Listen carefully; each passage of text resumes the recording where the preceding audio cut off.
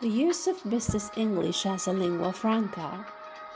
It is now estimated that there are more L2 English speakers of business globally than L1 speakers.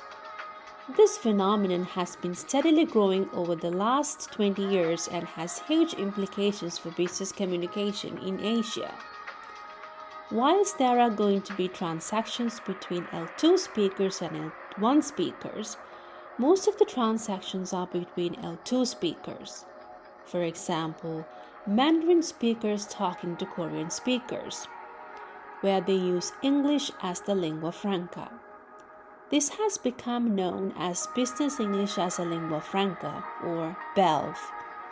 The use of Belf in Asia challenges the traditional notions of needing to have L1-like proficiency in English in order to communicate successfully. The use of accommodation strategies are equally, if not more, important in the business exchange in Asia, where at least one of the participants is an L2 speaker.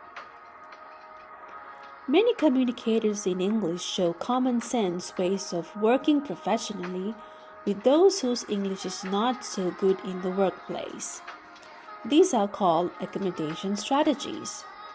A good example of accommodation is where the better speaker will slow down his or her rate of speech to allow comprehensibility for the other party. A bad example of accommodation is where the better speaker may shout so as to be understood. Shouting carries its own meaning of frustration and impatience, so this will jeopardize rather than assist the communication. Although there are lots of suggestions for stronger communicators accommodating weaker speakers and writers in business contexts, attention should be paid to weaker speakers asking for clarification and repetition from stronger speakers. Accommodation works both ways. Finally, just as we accommodate for language differences, we also have to accommodate for cultural differences. Where people from different backgrounds think about how to adapt their behaviors towards and expectations of others at work and not assume there is a universal form. For example, different cultures have different norms of privacy. Think about how you would respond to questions at the workplace such as, "Are you married?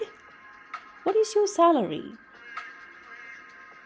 In Western countries, such information is felt to be private, whereas in some parts of Asia, there is more openness on such topics.